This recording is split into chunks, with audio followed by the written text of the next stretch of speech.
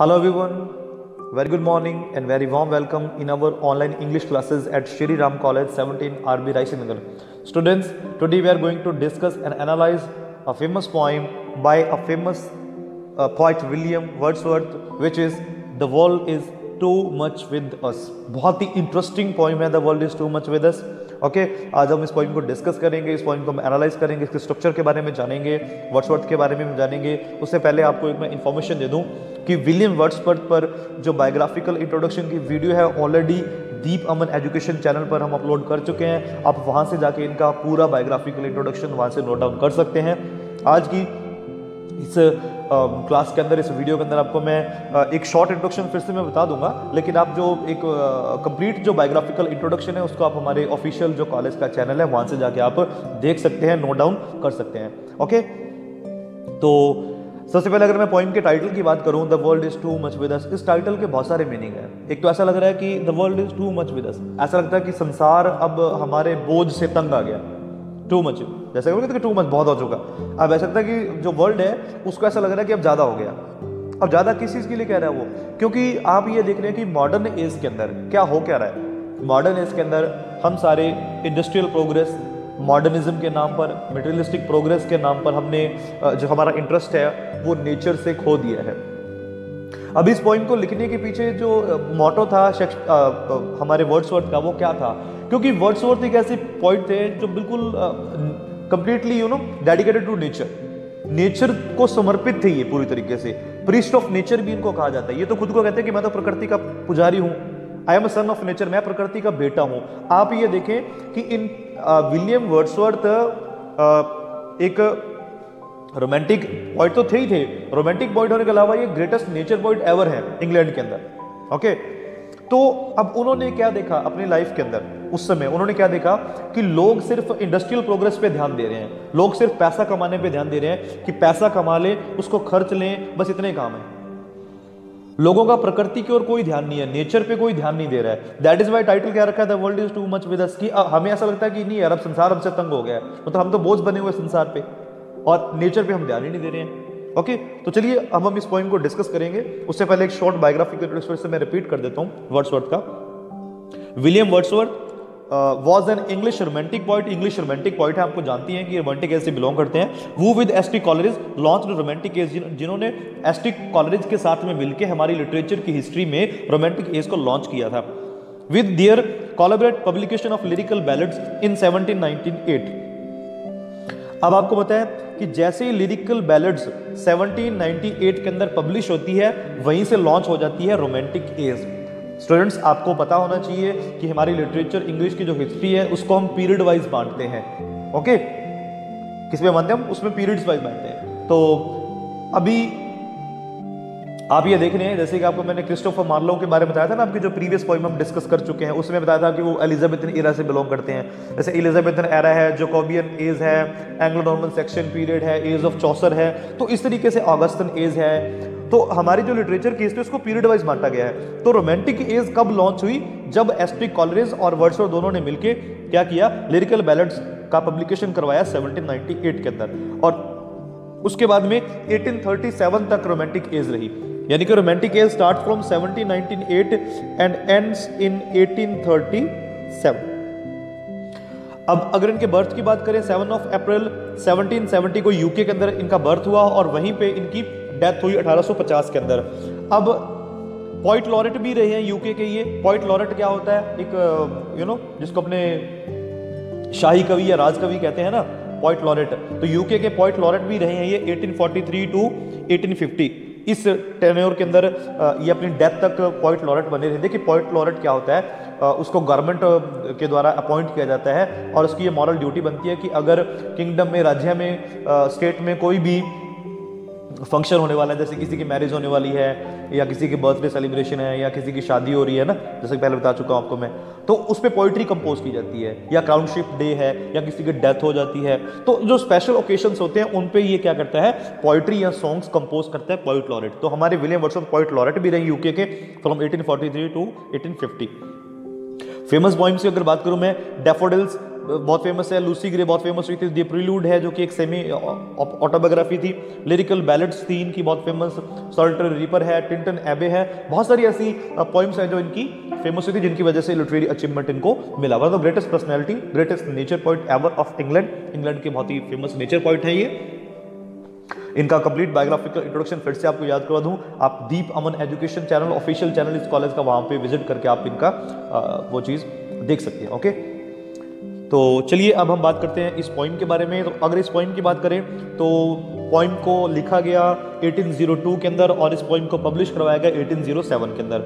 अगर अपने इसकी पोइम की लिटरेरी फॉर्म की बात करें, आपको पता है ना कि हमारी जो पोइट्री होती है ये फॉर्म्स में अलग अलग इसकी फॉर्म्स होती हैं, कई सारी पोइट्री लिरिक्स होती हैं, सोनेट्स होती हैं, बैलेड्स होती हैं, ऑड होती हैं, मतलब उनको लिखने का तरीका। तो अगर अपने इस पोइम के स्ट्रक्चर की बात करें, it is a Petrarchan sonnet, Petrarchan sonnet है ये। पेट्रार्कन सोनेट में देखिए बेसिकली सोनेट में लाइनें 14 ही होती हैं और पेट्रार्कन सोनेट है ये। आयम्बिक पेंटामीटर में इसको लिखा गया है। आयम्बिक पेंटामीटर मीटर पे मैं अलग से एक वीडियो बनाऊंगा, तब आपको बेटर समझ आ जाएगा।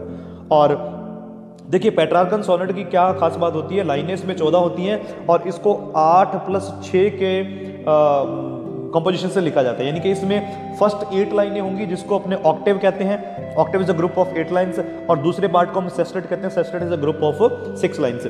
तो पेट्रार्कन सोनेट में एक ऑक्टेव होता है और एक सेस्टेट होता है, तो वैसे ही ठीक इस पोइम में एक ऑक्टेव है और एक सेस्टेट है।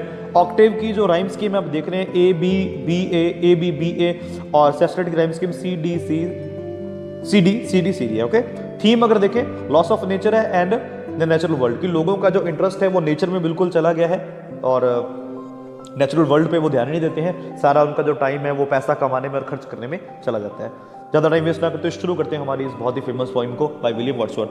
क्या कह रहा है, the world is too much with us, मतलब पूरा संसार है, ऐसा लगता है कि हम उस पर बोझ बने हुए हैं, अब बहुत हो चुका।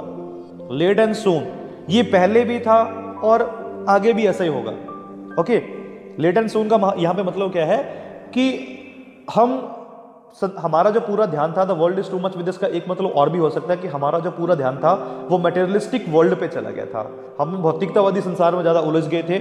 और लेट ये पहले भी ऐसा होता आया है, एंड सून और ऐसा ही होता रहा है और ऐसा होता रहेगा आगे।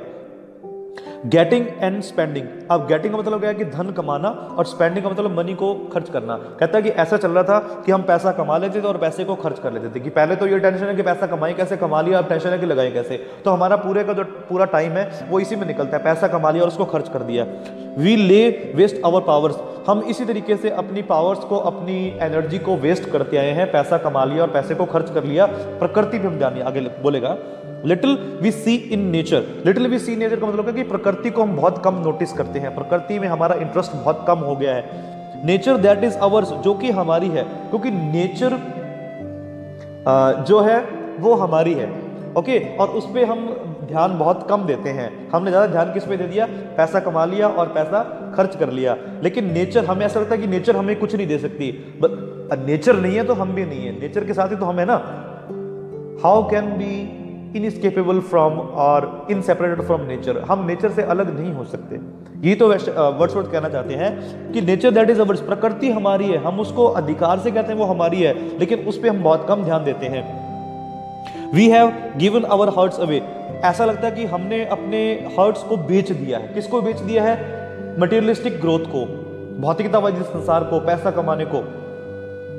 अ सॉर्डेड बून, सॉर्डेड का मतलब यहाँ पे क्या है, भद्दा, वर्स्ट, और बून मतलब हमने एक भद्दा उपहार ऐसा लगता है कि हमने दिया है अपने आप को। वो भद्दा उपहार का मतलब यहाँ पे क्या है कि हम ग्रीडी हो गए, हम लालची हो गए हैं, हम बहुत ज्यादा मतलबी हो गए हैं। Okay, this sea that bares her bosom to the moon, अब यहाँ पे एक नेचुरल सीनरी बता रहा है, कहता देखो उस समुद्र को, इस समुद्र को देखिए, ये क्या कर रहा है, बेयर्स हर बॉसम, अपने सीने को खोल के बैठा है, किसके लिए, टू द मून, आसमान के लिए। आपने देखा होगा ना कि जब आसमान में चंद्रमा है और नीचे जब पानी में वो रिफ्लेक्ट करता है तो बहुत अच्छा लगता है। तो उसी नेचुरल सीनरी को बता रहा है कि देखो उस समुद्र को, वो कितना अच्छा लग रहा है, मतलब वो कह रहा है कि तुम उसको देखो, उसको एंजॉय करो, ना कि मटेरियलिस्टिक ग्रोथ को। देखो किस तरीके से वो अपने सीने को खोल के बैठा है चांद के लिए। The winds that will be हाउलिंग at all hours, उस हवा की आवाज को सुनो, हाउलिंग साउंड, हवा का जो साउंड होता है, हवा देखा आपने कि हु की आवाज करके बहती रहती है, तो उस हाउलिंग साउंड को देखो, notice that howling sound of wind, okay, उसको देखो जो 24 घंटे बहती रहती है। And are up gathered now like sleeping flowers, लेकिन वो हवा अब उस पर कोई ध्यान नहीं दे रहा है और ऐसा लग रहा है कि वो एक सोए हुए फूल की तरह इकट्ठी हो गई है। Are up gathered now like sleeping flowers, ऐसा लगता है कि वो मतलब फूलों की तरह, सोए हुए फूलों की तरह। लाइक आ गया तो इसका मतलब यहाँ पे क्या यूज किया उन्होंने, सिमिली यूज किया है। फॉर दिस, फॉर एवरीथिंग, इसके लिए और सब के लिए।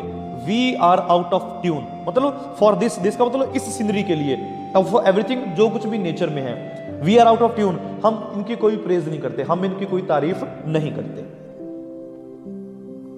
तो देखिए इस पहले पार्ट में जिसको हम ऑक्टेव कहते हैं, ऑक्टेव के अंदर हमेशा ही पॉइंट का जो मूड रहता है वो पेसिमिस्टिक रहता है। अब इसमें हमें ऐसा लगता है कि वो प्रॉब्लम को बता रहा है कि प्रॉब्लम हमारे साथ क्या हो रही है कि हम नेचर पे बहुत कम ध्यान दे रहे हैं, हम नेचर पे ध्यान ही नहीं दे रहे हैं, हम उस समुद्र को एंजॉय नहीं कर रहे हैं, उसमें रिफ्लेक्ट होते हैं मून को एंजॉय नहीं कर रहे हैं, हम हवा के साउंड को नहीं सुन रहे हैं, उन चीज़ों को हम एंजॉय नहीं कर रहे थे। यहाँ पे एक प्रॉब्लम को वो बता रहा है। नेक्स्ट देखिए वो प्रॉब्लम का सोल्यूशन क्या बताता है, कहता है इट मूव्स अस नॉट, कहता है कि ये चीजें हमें ऐसा लगता है कि हमें मूव ही नहीं कर पाती, मतलब हमें प्रभावित, हमें इफेक्ट ही नहीं कर पाती, क्योंकि हम तो इंडस्ट्रियल ग्रोथ में ज्यादा उलझे हुए हैं, पैसा कमाने में हम उलझे हुए हैं। ग्रेट गॉड, हे भगवान, अब वो ईश्वर को कह रहा है, great God I would rather be a pagan, इससे तो बढ़िया होता कि मैं एक पैगन ही होता। देखिए basically right now William Wordsworth जब पोएम लिखी वो क्या था, क्रिश्चियन था। कह रहा है कि क्रिश्चियन लोग भी अब इस चीज से, मतलब इस चीज से दूर हो गए, वो भी प्रकृति में उनका इंटरेस्ट चला गया है।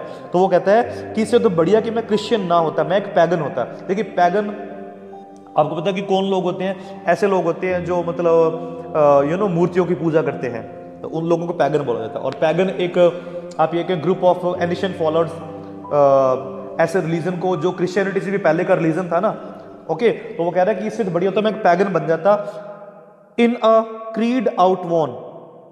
क्रीड का मतलब पला पला पला बड़ा होना उसमें, है ना। आउटवॉन का मतलब क्या है कि जिसका समय चला गया है। कह रहा है इससे तो बढ़िया होता है कि मैं एक पैगन होता और सकल्ड, सकल्ड मतलब जिस जो चीज हमें पालती है, तो कह रहा है कि क्रीड का पालना मतलब नहीं है, a pagan सकल्ड in a creed आउटवॉन। और कहता है एक पैगन मैं होता, बढ़िया होता कि मैं एक पैगन बन जाता, लेकिन अब वो पैगन जो रिलीजन है वो चला गया। क्रीड आउटवॉन का मतलब उसका समय चला गया है। So might I standing on this pleasant sea, इसलिए मैं अब क्या करूंगा, मैं काम कर, पैगन तो नहीं बन सकता क्योंकि उसका समय चला गया है। कहता है अब मैं क्या करूंगा, प्लेजेंट ली, ली का मतलब यहाँ पे एक लॉन से है, घास के मैदान से। कहता है कि मैं एक प्लेजेंट ली पे, एक घास के मैदान में खड़ा हो जाऊंगा। Have glimpse that would make me less forlorn, और कह रहा है कि मैं वहां से कुछ ऐसी ग्लिम्स देखूंगा, ऐसी झलकें देखूंगा जो मुझे सब कुछ क्या कर देगी, मेरे अकेलेपन को दूर कर देगी। मी लेस फॉरलॉन, मैं ज्यादा अकेला महसूस नहीं करूंगा।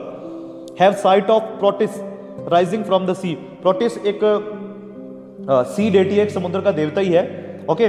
और कह रहा है कि मैं प्रोटिस को समुद्र से उठता हुआ देखूंगा। बेसिकली ये एक ओल्ड मैन था। और here old Triton blow his red horn, और कह रहा है कि मैं वहां से क्या सुनूंगा, ट्राइटन जो समुद्र में से बाहर आएगा अपने शंख को बजाते हुए मैं उसकी आवाज सुनूंगा। ट्राइटन एक सी डेटी है जो अपना शंख बजाता है। स्मॉल जो क्रिएचर्स हैं सारे समुद्र के वो उसके आसपास इकट्ठे होते हैं, कुछ इस तरीके का काउंट शेल होता है उसका। तो कह रहा है कि मैं ट्राइटन के उस शंख की आवाज को सुनूंगा जो वो समुद्र में बजाएगा, ओके। तो ऑल इन ऑल पॉइंट हमें ये कहना चाहता है कि हमें प्रकृति पे ध्यान देना है। We should cultivate our interest in nature other than in industrial और मटेरियलिस्टिक वर्ल्ड। हमें उसकी बजाय प्रकृति पे ध्यान देना है। कितने सुंदर सुंदर प्रकृति में सीनरीज हैं, हमें उनको एंजॉय करना है।